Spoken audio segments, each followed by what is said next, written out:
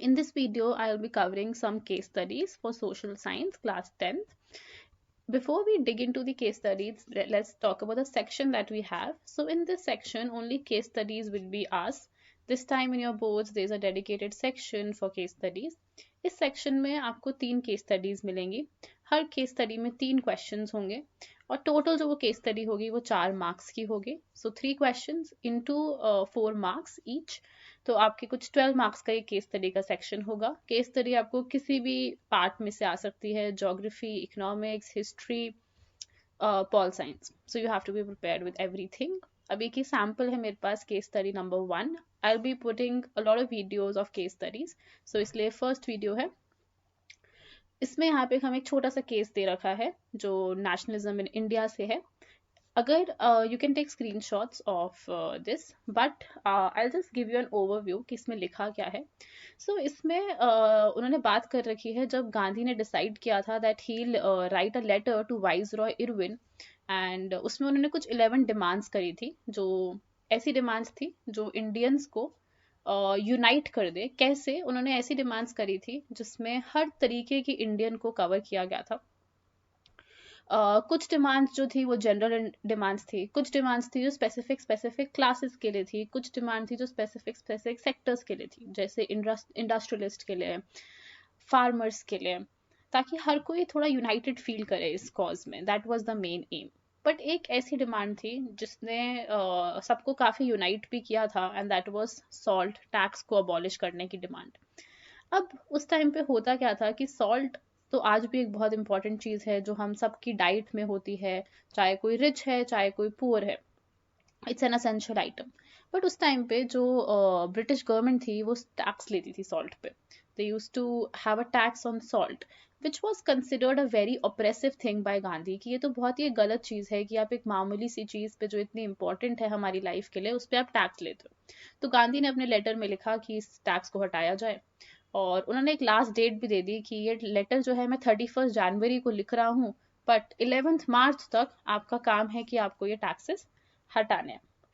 और अगर नहीं हटाए तो क्या करेगी कांग्रेस? दे विल लॉन्च अपनी मूवमेंट जिसका नाम था civil disobedience movement.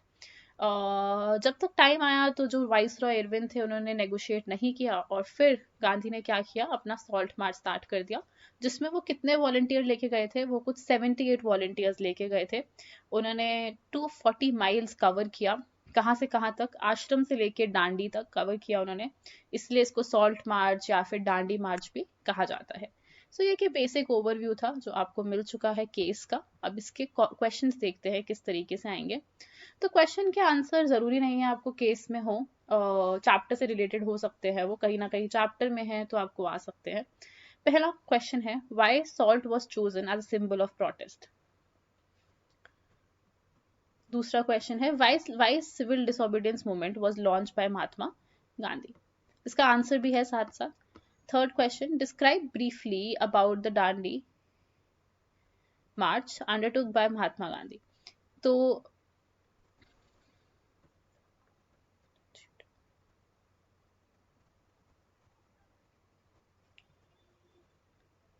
hello everyone, welcome back to our channel. I'm sure all of you are preparing very well for your class 10th and 12th board exams.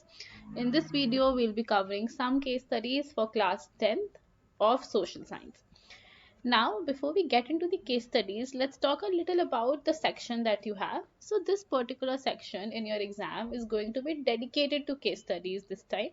You will have 3 questions, 3 extracts basically, and each extract will be followed by 3 questions each.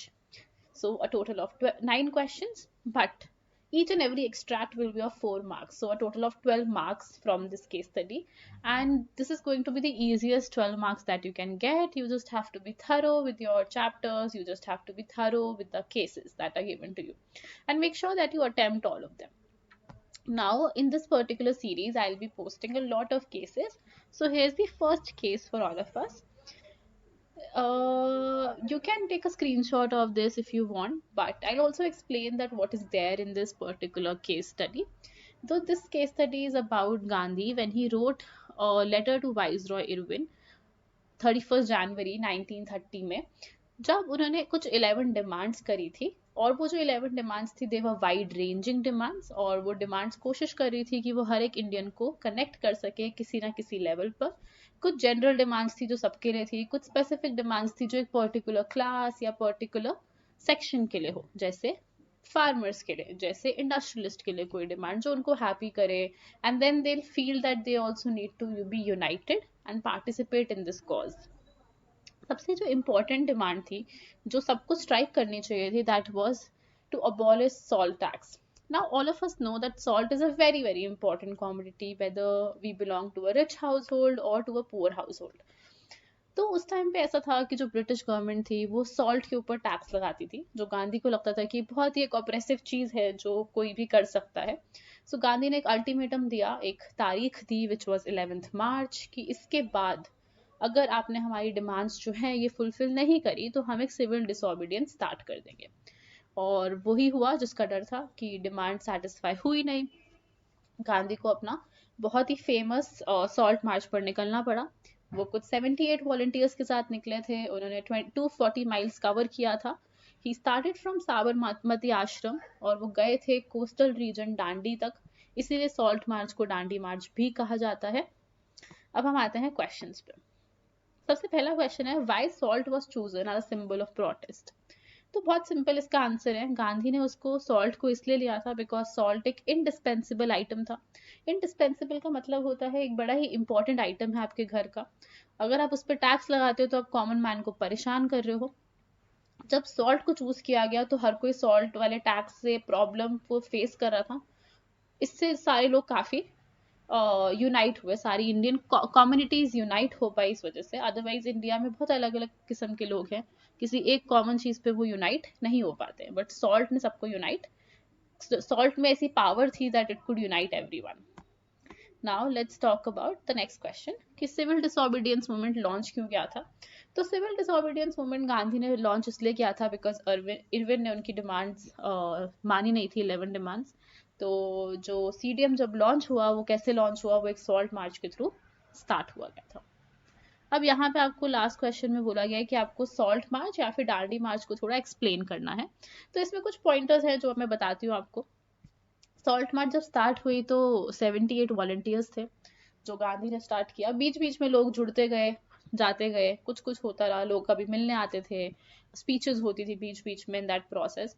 240 miles वो चले थे और साबरमती आश्रम से start किया था, डांडी तक गए थे। इसके दौरान वो स्पीच देते थे, लोगों को एक्सप्लेन करते थे कि कैसे ब्रिटिश लॉ एक गलत चीज है, ब्रिटिश लॉ कैसे हमें परेशान कर रहा है, कैसे हमें उनके साथ कोऑपरेट नहीं करना है। डांडी पहुंचते ही उन्होंने जो लॉ था वो ब्रेक किया, उन्होंने सी वाटर को बॉईल किया, उसको इवेपोरेट करके उन्होंने उसमें से सॉल्ट निकाला। और उस टाइम पे सिर्फ ब्रिटिश गवर्नमेंट के पास पावर थी that they will be manufacturing salt, और ये देखते ही काफी it was a very big thing in those days. So this is what Gandhi did in his salt march. If you have any doubt, you can please tell us. We'll be open for your board exams help. Now in the comment section, you can drop a comment anywhere. We'll try to track as many comments as we can. Baki follow for more, and we'll see you in the next video.